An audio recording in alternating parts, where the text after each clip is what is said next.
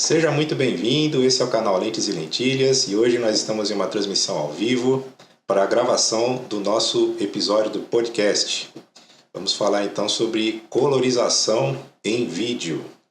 Então, desde que o cinema foi inventado, os produtores fizeram várias tentativas de aplicar cores às imagens. Já nos anos 1900, alguns produtores pintavam filmes à mão, quadro a quadro, para colocar cor nas suas imagens. E um dos exemplos mais conhecidos é o filme Viagem à Lua, de Georges Méliès, de 1902. Eu vou deixar aqui na descrição também um link com o site onde você pode ver várias técnicas de colorização que foram usadas ao longo do tempo. E para conversar um pouco sobre esses processos de colorização, nós estamos chamando aqui o Alan Angel. Vamos ver aqui algumas realizações deles. Então, o Alan Angel é formado em marketing, trabalha há 12 anos como cinegrafista, editor, motion designer e colorista. É também instrutor na área audiovisual há 8 anos e já prestou serviços para empresas de comunicação como o Senac do Rio de Janeiro, o canal Sport TV, o canal Futura e também a Federação Internacional de Cinema e Televisão Esportivos. Ele também é criador e idealizador do canal Profissão Digital, aqui do YouTube, onde ele fala sobre o mundo do audiovisual e assuntos relacionados. Seja muito bem-vindo, Alan Angel. Obrigado, valeu aí pelo convite que você fez aí para mim. Minha primeira entrevista, na verdade, né? A primeira vez que me convidam para falar assim. Agora estou até meio nervoso com esse negócio de ser ao vivo e tudo mais, mas vamos lá, vamos ver se eu consigo passar alguma coisa legal aí para os seus ouvintes. A gente agradece muito, com certeza sua presença aqui vai contribuir bastante para o pessoal que acompanha aqui o nosso canal com bastante conhecimento. Então, primeiramente, eu gostaria que você explicasse um pouco para o nosso público aqui qual que é a importância do papel do colorista numa produção audiovisual. Bom, acho que o colorista ele tem o mesmo peso do que todo mundo, né, que produz uma obra audiovisual. Não adianta nada você ter um bom colorista se você não tem uma boa captação de imagens, se você não tem uma boa direção, composição, cenografia, figurino, enfim, né? É uma obra bastante complexa. Isso, obviamente, falando de filmes, né, principalmente, né? Não no dia a dia aí de muita gente que é videomaker e que acaba tendo que fazer o trabalho todo sozinho. Mas, lógico, que um bom colorista ele pode ajudar, né? Ele é mais um ponto aí na ajuda da narrativa de um filme, de passar um sentimento, passar um humor, mas um colorista ruim, ele pode também estragar uma boa história, um bom roteiro, né? Uma boa captação de imagens. Mas eu coloco assim, eu acho que todo mundo tem igual importância dentro da produção aí de um bom vídeo, de um bom filme. Inclusive, tem até um caso recente, foi o filme Liga da Justiça, teve 2 versões do trailer, né? Uhum. Uma que foi lançada no começo do ano e outra mais próximo do lançamento. Você vê que são basicamente as mesmas imagens, as mesmas cenas, né? Mas o esquema de cores que foi usado em um trailer e outro é completamente diferente. Até gerou uma certa polêmica, não sei se você acompanhou também. Sim, acompanhei. Ali eu acho que foi mais uma questão de alguns testes, né, que eles foram fazendo. Eu acho que esses filmes de super-herói e tudo mais, eles, durante um bom momento, assim, eles tentaram buscar muito a estética do traço, né, sem o nanquim. Então, você nota ali que algumas vezes ele tem baixo contraste, algumas cenas, né, e talvez eles tenham tentado, né, e não foi só na questão da cor, não. Foi também na questão da montagem desses trailers, né. Algumas vezes eles mostraram ali os super-heróis lutando separadamente, né, nos primeiros trailers, e depois eles acabaram fazendo uma coisa onde todo mundo, né, passava-se a ideia ali de que eles estavam salvando realmente o mundo juntos e tudo mais. Então acho que ali eles passaram por bons testes ali, mas ficou um pouco confuso no final das contas, mas acho que deu um resultado bacana no final. E falando de cores também, a gente tem um filme que foi muito elogiado pela crítica, né? Que foi o Mad Max, Estado da Fúria. Então a gente percebe que o diretor ele tentou usar as cores também para nos ajudar a entender os sentimentos do personagem, né?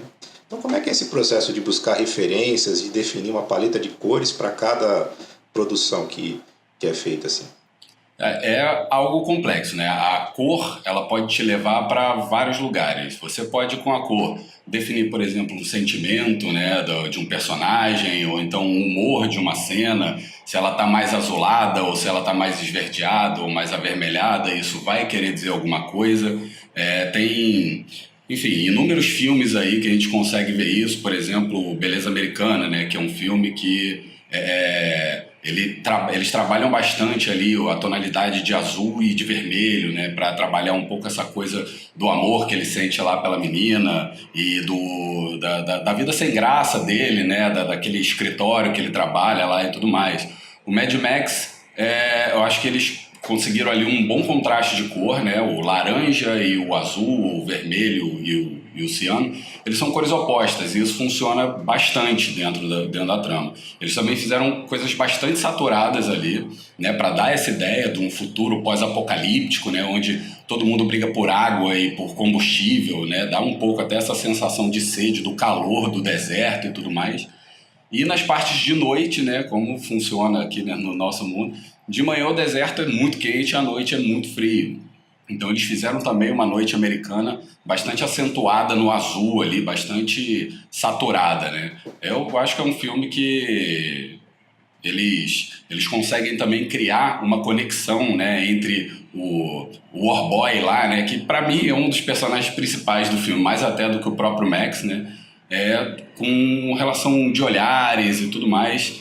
E eu acho que, assim, a cor é extremamente importante nesses casos, né? Tem alguns outros casos também dentro do próprio filme onde o Max e a comandante lá, elas estão fugindo no caminhão com as paredeiras, né? Lá do chefão lá do mal, vamos dizer assim.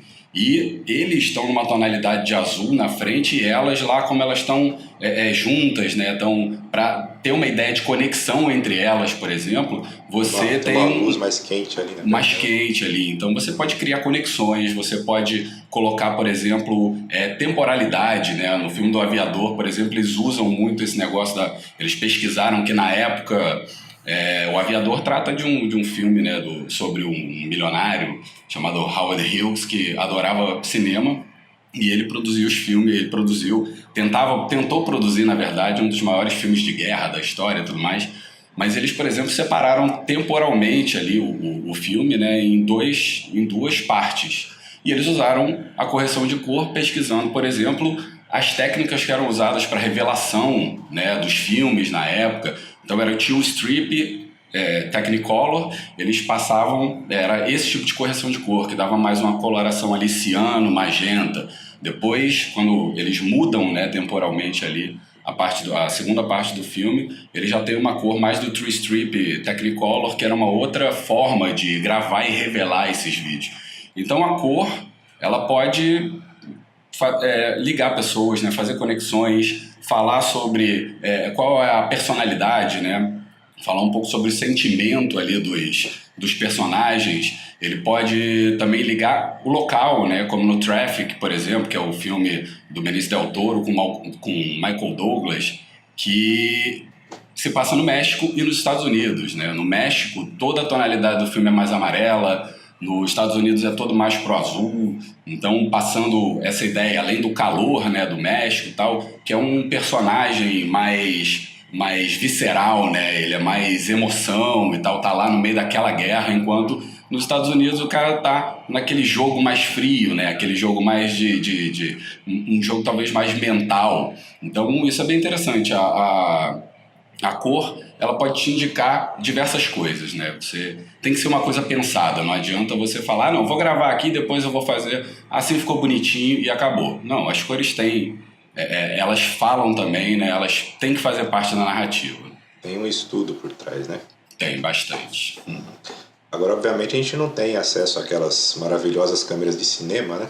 Uhum. Mas a gente usa o que tem à disposição, que são as DSLR na maioria das vezes, e agora tem também as mirrorless, né? Uhum. E elas têm função de gravação de vídeo. Só que a gente sabe a perda de amplitude tonal que existe quando você pega uma câmera fotográfica e converte ela para gravação de vídeo. Você sabe que você não tem a mesma amplitude tonal de uma imagem em RAW, por exemplo, né? O vídeo ele tem menos amplitude tonal. Então, conhecendo essas limitações das câmeras, como é que os perfis de imagem da câmera podem nos ajudar a melhorar a qualidade da nossa captação? Bom, eu acho que a gente, né, obviamente não, o alcance dinâmico das câmeras de cinema e das câmeras DSLR ou mirrorless, elas são bem diferentes, né? A latitude é muito maior nas câmeras de cinema. Mas a gente tem algumas vezes, né, algumas possibilidades de aplicar alguns perfis de cor, como C-Log, V-Log, CineStyle, onde a gente vai conseguir uma gravação um pouco mais lavada da imagem. Alguns coloristas, né, mais top de linha, assim, eles não são muito fãs disso, não. Porque eles dizem que gera alguns problemas na imagem. A verdade é que, para quem, né, quem não tem cão caça com gato, então isso ajuda, né? Acaba ajudando um pouco, sim. Mas eu acho que tem horas para você usar isso, né? A gente tem alguns perfis básicos de cor lá que muitas vezes podem ser usados. Tudo vai depender do tempo, por exemplo, que você vai ter para entregar um trabalho. Se você tem que entregar um trabalho rápido, ou então aquele trabalho você não vai poder muito esmiuçar a cor dele, não vai poder fazer um trabalho bem feito, é melhor que você já grave com um perfil de cor que tem a saturação que você quer, a nitidez, né, o contraste e tudo mais. Quando você vai ter um tempo para trabalhar, que você quer trabalhar um pouquinho melhor, aí eu acho que esses perfis de cor eles vão ajudar, né? Porque você acaba tendo um pouquinho mais de informação para trabalhar depois. Se você pega o CineStyle, por exemplo, né, que é da Canon, é muito mais fácil você colocar um contraste, você colocar uma saturação, do que se você já tiver gravado com alto contraste, com alta saturação, você tirar isso, né? Você vai ter uma perda muito maior do vídeo. Fora que você aumenta um pouco o alcance dinâmico, justamente porque as áreas de branco, né, como você não tem uma imagem tão contrastada assim, as áreas de branco e as áreas de preto, a margem de erro, você acaba aumentando essa margem de erro que você pode ter ali para não superexpor ou subexpor uma imagem e acabar perdendo de vez aquela informação, né? Porque diferente do RAW, né, do DNG, de arquivos fotográficos ou de câmeras de cinema, você não tem uma quantidade tão grande de informação, como você disse, por conta dessa compressão que acontece nos arquivos. Nem um balanço de branco você pode se dar ao luxo também de ficar errando o tempo todo, porque senão isso é mais tempo na pós-produção, né? A gente sabe que em fotografia você muda lá, clica num botão, acabou, você já mudou o balanço de branco, tá tudo certo. Às vezes, para consertar um balanço de branco em um vídeo, aí a gente pode penar um pouco mais, e isso já passei por isso, sei que não é fácil, não. É complicado. Então você acha que no seu dia a dia, né, você acha que é mais prático você captar já com esse perfil de cor mais neutro e depois controlar melhor na pós-produção, ou você já é do tipo que já resolve tudo na hora da captura? Bom, eu gosto assim, luz, né, quando você vai fazer a exposição do teu vídeo, isso você tem que acertar na hora da captura. Porque quanto menos você precisar forçar, principalmente com câmeras que gravam em 8 bits, 420, que são essas câmeras DSLR, mirrorless, pelo menos a maioria delas grava com essa compressão, quanto menos você forçar na pós-produção, melhor vai ficar, né? Você não vai criar artefatos que chamam de macroblocking, por exemplo, né? São os pixels que vão aparecendo, principalmente quando a gente tem um gradiente de cor suave. Mas, assim, no meu canal, por exemplo, eu gravo já com perfil de cor, né? A minha opção por gravar com um perfil de cor já semi-pronto, vamos dizer, né? Porque eu ainda dou um pouquinho de nitidez, contraste, vejo como é que tá a saturação, mas é só uma mexidinha mesmo na imagem, né? Isso quando eu estou fazendo trabalhos mais rápidos. Eu acho que, para mim, no caso do canal, é mais importante eu roteirizar, perder tempo roteirizando, conteúdo, gravando, né, editando, fazendo videografismo quando é necessário, do que ficar fazendo correção de cor, né? Já que sou eu direto ali falando de frente para a câmera. Mas para trabalhos mais complexos, aí eu acho mais interessante ter um perfil de cor mais flat, sim, para eu poder dar depois um pouquinho, poder forçar um pouquinho mais na correção. Uma margem maior, né, de coisa. Exatamente. E existe uma diferença também, né, que às vezes algumas pessoas não entendem, que existe o color correction e o color grading, né? São Sim. duas etapas diferentes do processo, né? Você poderia explicar um Completo. pouquinho pra gente sobre isso? Sim, o color correction, né, a correção de cor, seria o primeiro processo, onde a gente faz os ajustes, por exemplo, de balanço de branco, se estiver errado, um pouquinho de contraste, de exposição, ou seja, a gente iguala, né, a gente unifica ali todos os takes para que a gente tenha uma unidade e a partir dali, sim, a gente fazer a gradação de cor, que seria o color grade, que aí a gente já está utilizando a cor, já está utilizando as ferramentas como uma parte da narrativa, né? E esse negócio de equilibrar as cores acontece, a correção de cores, né?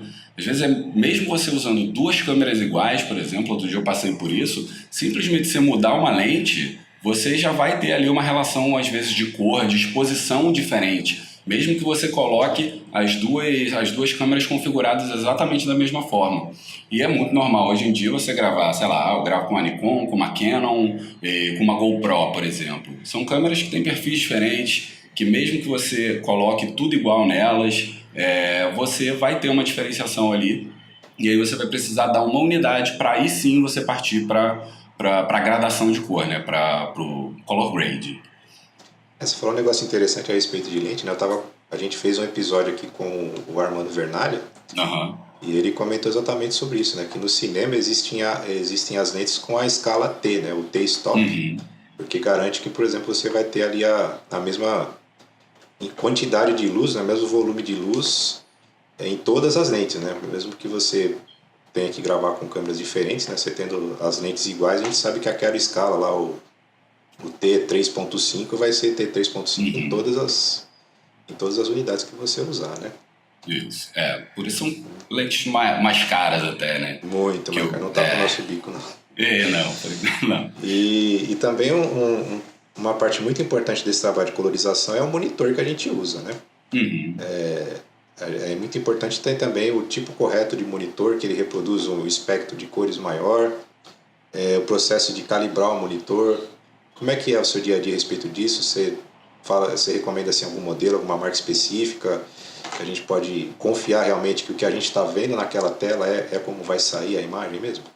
Esses monitores realmente que reproduzem exatamente as cores, tem uma taxa de bits correta, né, de 10 bits, por exemplo. Enfim, esses já são monitores que são monitores, de repente, para profissionais mais específicos, né? Monitores da ASUS, alguns monitores até da Dell, monitores de entrada, mas que ainda assim são monitores mais caros. Hoje a gente já tem, com a tecnologia cada vez melhor, assim, a gente já tem alguns monitores que são, vamos dizer assim, justos, né, com relação à reprodução de cores, ao ângulo de visão que eles têm, que isso também é uma coisa bastante importante, né?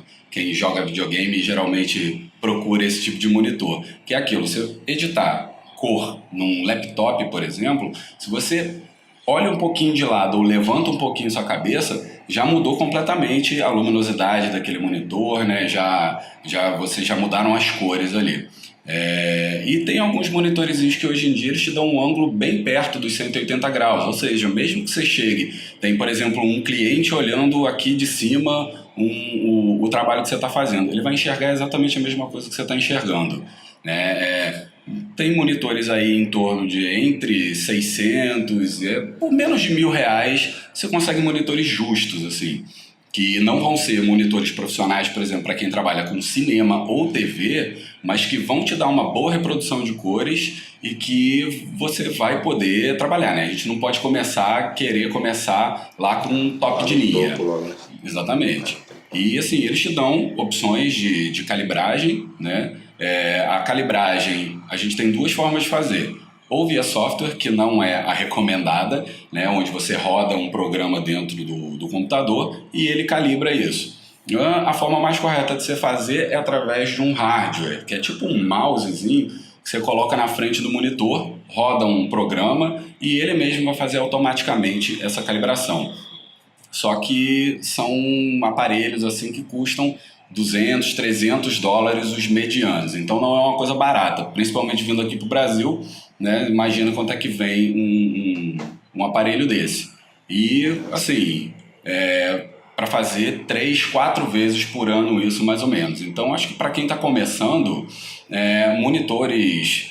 a própria LG fabrica bons monitores, a Dell também fabrica bons monitores, que não são tão caros assim. Você está falando da linha IPS, né, que chama? Exatamente. Esse tipo de tecnologia reproduz cores boas, né? Acho que para quem está começando é interessante, porque também não vamos investir, né, num monitor da ASUS que custa, sei lá, 23 mil reais, alguma coisa assim, se você não tem demanda para isso, né? Eu acho que são monitores para profissionais mais específicos mesmo, né? Enquanto você não está lá dentro desse mercado de TV ou de cinema, para a gente aprender mesmo, acho que às vezes é muito mais importante do que o próprio equipamento a gente investir no conhecimento, né?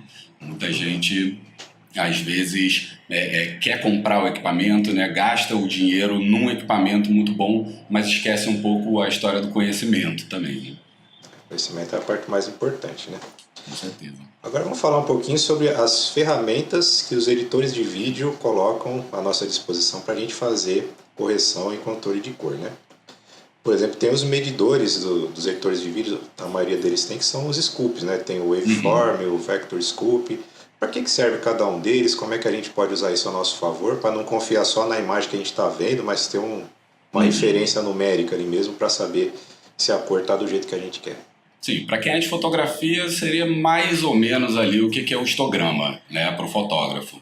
Mas a gente tem pelo menos 3 assim que a gente usa bastante para fazer correção e para fazer gradação de cor, que é o vectorscópio, que você falou, que ele mede ali a saturação, a crominância, né? Ou seja, a cor, a saturação da cor. E ali você consegue olhar também para ver se a tua cor está caindo mais para um lado, por exemplo, se a tua imagem está um pouco mais azulada, né? Para te ajudar a fazer uma correção.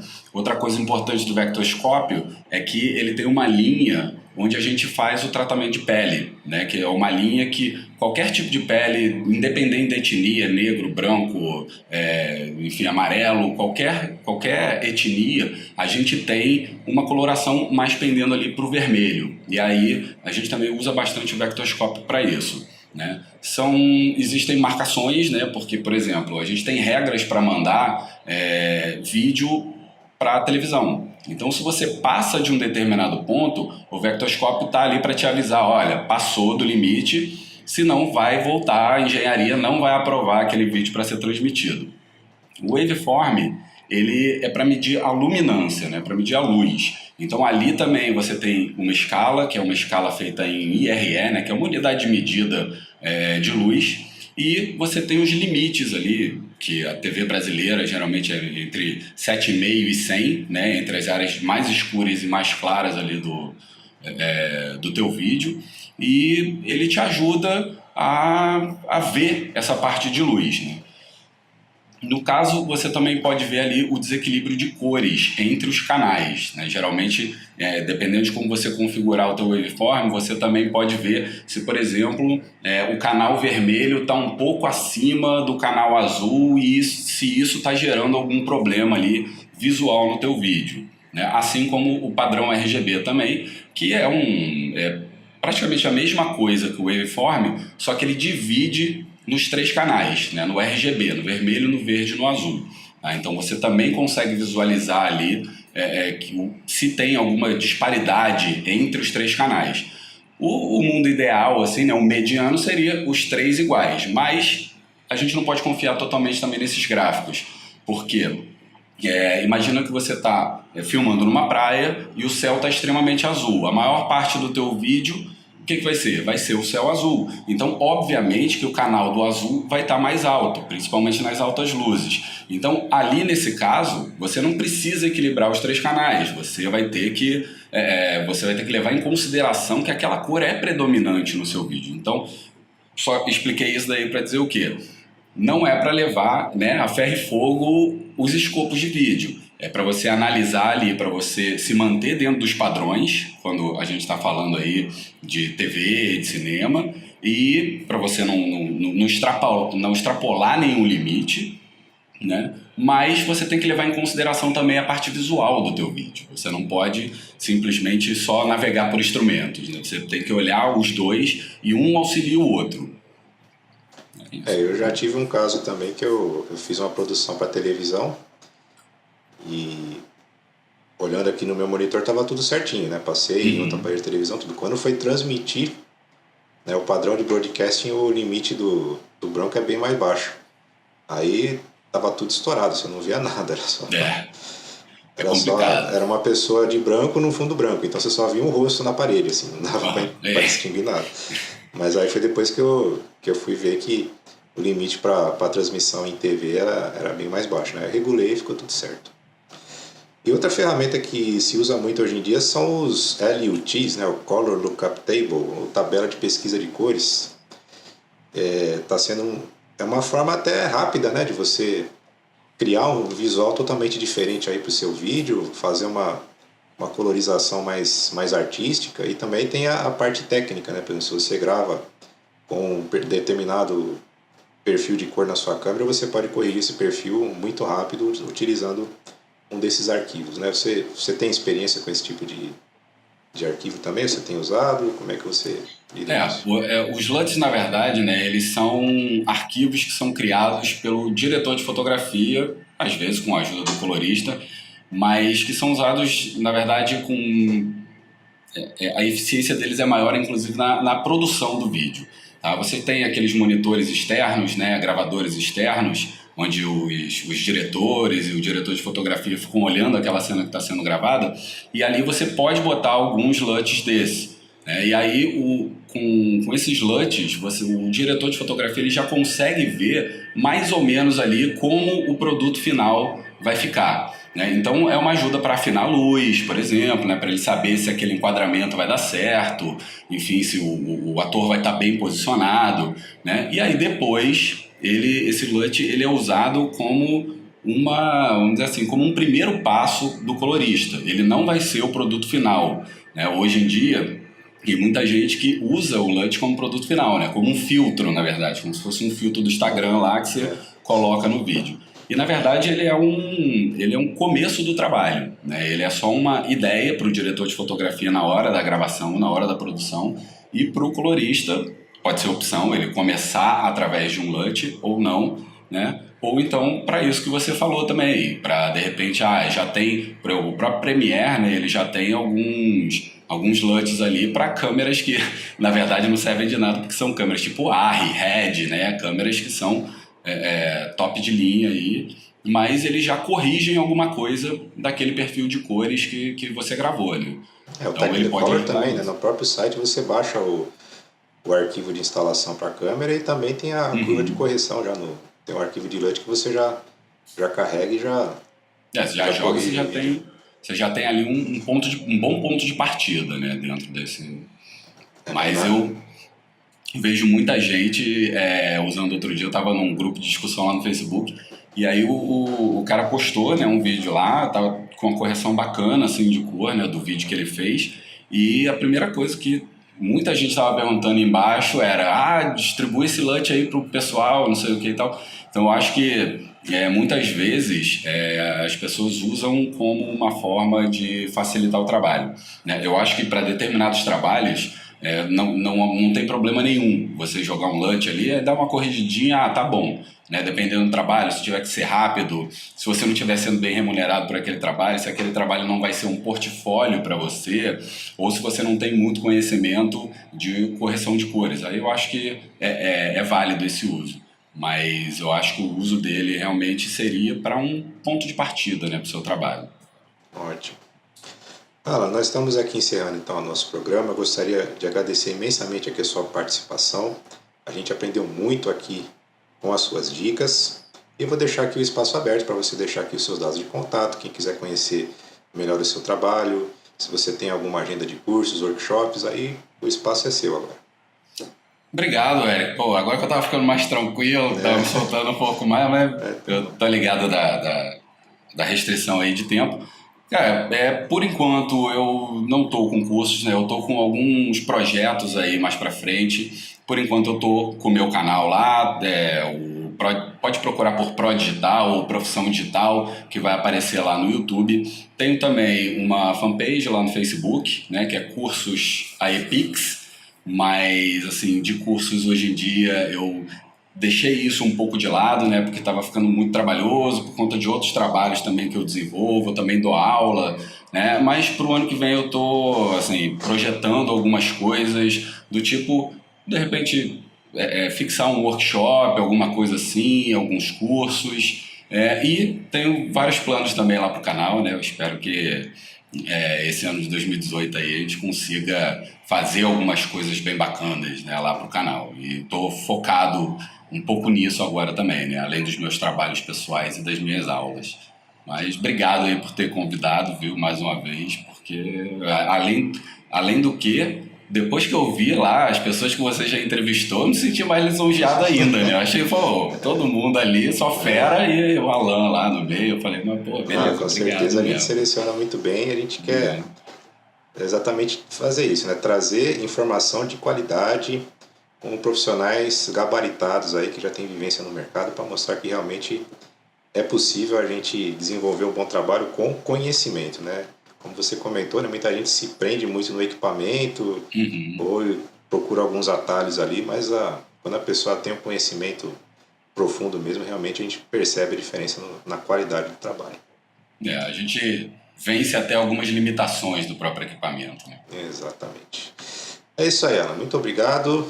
E para você que está ouvindo aqui o podcast, você também pode enviar a sua pergunta, tirar sua dúvida, publicando lá no Twitter com a hashtag Lentes e Lentilhas. Eu sou Érico de Sá e esse é o podcast Lentes e Lentilhas, o seu plantão tira dúvidas sobre fotografia e vídeo.